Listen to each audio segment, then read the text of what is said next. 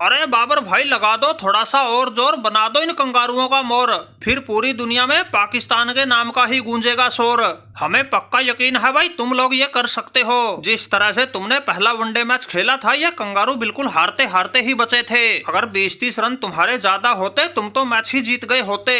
अरे रोहित भाई बात तो तुम बिल्कुल ठीक कह रहे हो। पहले मैच में हमारे गेंदबाजों ने बिल्कुल पासा ही पलट के रख दिया था। मैच को ऐसे मोड़ पे ला दिया था इन कंगारुओं की, इनके घर में ही सांसों को अटका दिया था। ये तो आखिरी में आके इनका कप्तान पैट कमिंस सारे किए किराए पर पानी फेर गया, वरना इनके बाकी बल्लेबाजों को तो रास्ता ही भटका दिया था। और इस बात में तो कोई शक ही नहीं, 8 तारीख को होने वाला दूसरा वनडे मैच जीत के हम हर हाल में सीरीज में वापसी करेंगे। लेकिन रोहित भाई एक बात तो बताओ, हमें जितवाने के लिए तुम क्यों इतना जोर लगा रहे हो? माना कि तुम्हारे पड़ोसी हैं, लेकिन हमारा तुम्हारा आंकड़ा तो बिल्कुल 36 का है। अरे बाबर भाई वो 36 का आंकड़ा तो तब होता है जब हम लोग आपस में ही खेल रहे होते हैं, लेकिन टक्कर जब इन कंगारू और फिरंगी जैसों से होती है हमें तो भाई पड़ोसी को जितवाने की ही फिक्र रहती है। वैसे भी तुम्हारी सीरीज खत्म होने के बाद हमने भी इनके साथ एक 5 टेस्ट मैचों की सीरीज खेलनी है, और वो सीरीज WTC के फाइनल में पहुंचने के लिए हमारे लिए कितनी महत्वपूर्ण है ये तो भाई पूरी दुनिया जानती है। हमें 5 में से 4 मैच हर हाल में जीतने हैं, इसलिए भाई हम चाहते हैं अगर तुम इनको बचे हुए दोनों मैचों में हरा दोगे तो इनका मनोबल टूट जाएगा। अरे अच्छा भाई रोहित शर्मा ये बात थी, इसीलिए तुम पाकिस्तान को जितवाने के लिए इतना जोर लगा रहे थे। वैसे रोहित भाई अब हम नहीं है पाकिस्तान टीम के कप्तान, हमारी कमान संभाल रहा है वो मोहम्मद रिजवान। अब हम तो बस बल्ले से ही दे सकते हैं अपना योगदान, बाकी तो वो जाने उसका काम जाने।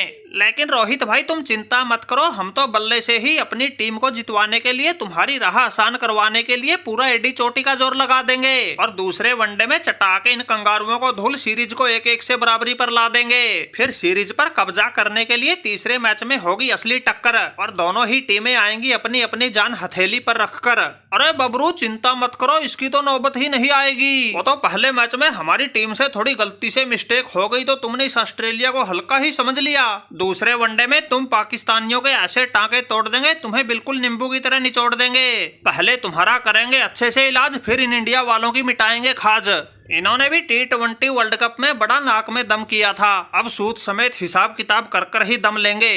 वो तो चलो फिर भी बाद की बात है, एक बार तो 8 तारीख को इन पाकिस्तानियों का पजामा फाड़ दें। अरे सुन भाई कंगारू, ये तो समय ही बताएगा किसका पजामा फटेगा किसका नाड़ा टूटेगा। शाहीन शाह फरीदी नाम है हमारा, ऐसी तंतनाती कर दूंगा गेंदबाजी, अकेले के दम पे पलट के रख दूंगा पूरी बाजी। वो तो पहले ही मैच में पता नहीं तुम्हारा कैसे तुक्का लग गया, वरना हमने तो तुम्हारी कमर तोड़ने में वहां भी कोई कमी कसर ना छोड़ी थी। ये तो हमारे बल्लेबाज चकमा खा गए थे तो हम हारे थे, वरना हमारे गेंदबाजों ने तो 204 रन का छोटा सा टारगेट होने के बाद भी मैच बना दिया था, और हारे हुए मैच में पाकिस्तान को बिल्कुल जीत के करीब ला दिया था।